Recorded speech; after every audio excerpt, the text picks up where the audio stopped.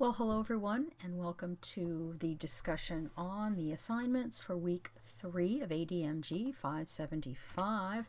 So let's talk about your discussion question for this week. We're going to mix it up just a little bit here and get into a little bit of a different discussion. So according to Kloppenborg, supporting detail for project cost estimates includes describing the scope, the method used to create the estimate, the assumptions, constraints, and a range of possible outcomes. Now, this is all information that goes into supporting your cost estimate.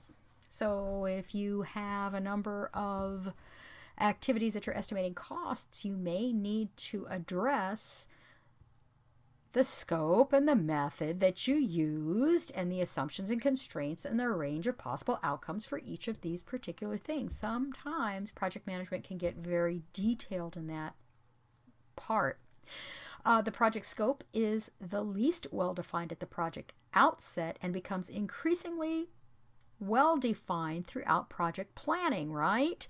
That is known as progressive elaboration, right? So each estimate should state exactly what scope it involves. Version control is critical for this. See page 253.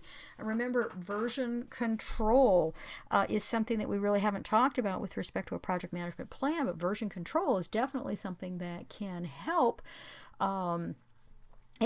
throughout the planning process. You know, we start off at version 1, and then what we actually begin executing may end up being version 3, 4, 5, whatever. So important to keep that in the back of your pocket, version control. Something that we should be considering when we're creating our project management plans in general.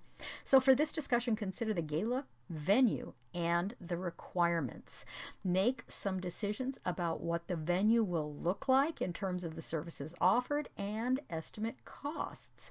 Often, costs for venues are based on a per plate figure. The price per plate includes various amenities. For anyone who's ever planned a wedding, this is very familiar to you. If you ever planned a wedding and you go looking for wedding venues, typically they offer you so many dollars per plate, and this is what we're going to do for you for that. That price per plate will include food. It'll include some basic drink options, and it'll include the servers. It'll include tablecloths and a lot of different things, and sometimes it may even include decorations. It all depends on the particular venue and what you're going to pay. So do a little bit of research on your own to support some of the decisions that you're going to make. So what we really want to start doing is discussing what we think based on what we know about the gala, what the venue should look like. Now, here is where we can look at, do we want to consider a venue that is a one-stop shop that will offer a per plate price and have everything included, or do we want to look at a venue that where we contract catering separately and we contract different things separately? Okay, so think about those things and what makes the most sense in your opinion.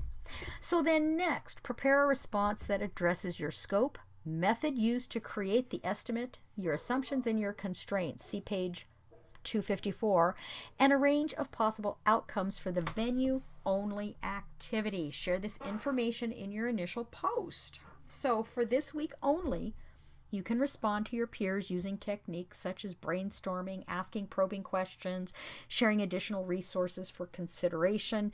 You don't have to do proper APA format. You should provide support, encouragement, additional thoughts for consideration, and most importantly, this is an activity where you get to learn from one another. Okay, I'm hoping that you will get a sense for the discussions and assignments and team activities in this particular part in this class to be definitely a little different than 474. What we want to do is we want to do a little bit more sharing and a little bit more learning from one another. And you should be feeling free to take information that you see from somebody else, what they did, and go, oh my gosh, that's great. I didn't think about that. That's exactly what I want to do in my own project management, and feel free to take the best and what makes sense and then incorporate it. Now, I'm not saying copy and paste from somebody else, so don't go getting those ideas, but I am saying learning from one another, learning from your peers, and making some of those judgments that say, oh yeah, this is really, really good. Now, you're going to need to respond to 2 peers no later than Sunday, and on 2 different days, not 3, but 2 different days. Okay. So let's talk about this week's assignment. So we've got our project update. Let's talk about what our project update says. So luckily the budget for the event hasn't really changed much from our original amounts that were discussed. However, you have started to become concerned about being able to obtain enough items from donations to support a healthy and profitable silent auction. Remember, we're going to need to get a lot of money out of our silent auction. If we want to achieve the charity donation expectations that have been set forward. So our silent auction is going to be one way where we're going to get a lot of donations coming in. So, but we need some material to be able to auction off, right? So in addition, your team is starting to get a little bit nervous about the solicitation process for the event venue. Venues able to support the numbers that we need are very few in our area, and donors don't want to travel far, and we really don't want to ask our donors to travel a long way to get to the event. We want it to be convenient for them. Your team has shared these concerns and has suggested that we start formal visiting. We start formal visits to go to some of these event locations, and we start to narrow down our choices based on some criteria that we have established. So what are your thoughts about getting started on this process before actually defining the procurement management plan? What are the advantages and disadvantages of doing this before we even really have established a procurement management plan? Okay, so this is just for you to start thinking about. There is nothing in the project update that needs doing. What's in the project update right now is just some stuff to start kicking around in your brain, because these things are going to start to come up in later weeks. Now, this week's actual assignment is we're going to do a time-phased budget. All right. So now, although we're not really creating a formal cost management plan, a template has been provided for you in the course project module so that you can go out and take a look at what a cost management plan would look like. We are not doing a cost management plan in our project, but I want you to know what one looks like. I want you to have a template available if you want to take it with you. And again, you guys all know that I love projectmanagementdocs.com for the high quality templates that they provide. So that is where this cost template comes from. Again, you're not doing it, but it's out there for you so you can take a look at what one would really look like. But what we are doing this week is we're doing a time-phased budget. And I have provided a number of videos that are located in the module introduction under additional resource location on how to prepare a time-phased budget. So you're going to use Microsoft Project to create this time-phased budget following the principles that are demonstrated in the video. Please be sure to watch the video first, because most of the work has already been done. It's easy to do if you just follow along with the video. You're going to be really surprised how simple this week's assignment is. So based on the information that's provided in the project update, you want to make sure that you make any adjustments to any work resources that you need to do. You want to make sure that you've considered all costs and all project estimates. Any newly defined resources, add them to the sheet. Basically, make sure you've got everything done. If you haven't assigned resources to tasks, you need to get that done, because you're not going to have a budget to time phase if you haven't defined your resources, added a cost to the resource, and then applied resources to the tasks. Okay, so that's bottom line. Okay, if you haven't already done so, you create the summary tasks that are necessary in that bottom-up estimating. Once you've assigned all the resources to the tasks, don't forget to include project management tasks that have indirect costs associated. And again, be sure to follow the instructions that are in the video on how to prepare a time-phased budget.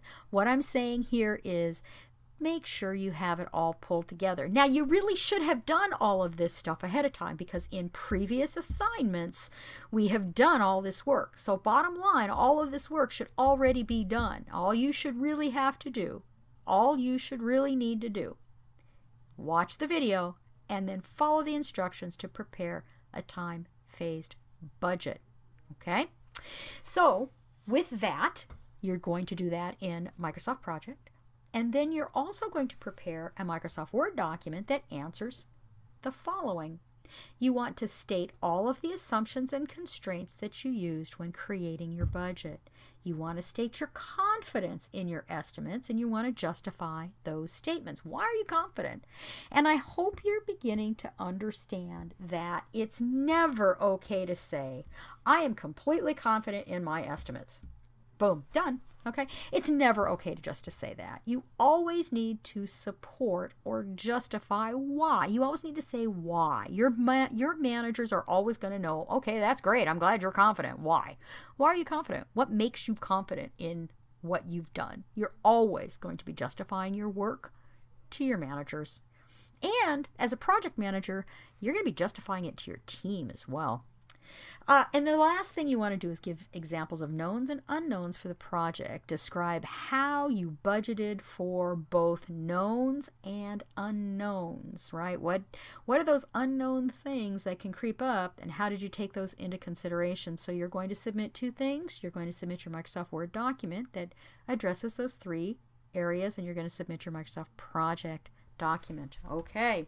Don't forget you have a quiz that's due on Sunday. And finally, if you have any questions, don't hesitate to reach out to me and let me know. I hope you enjoy this section.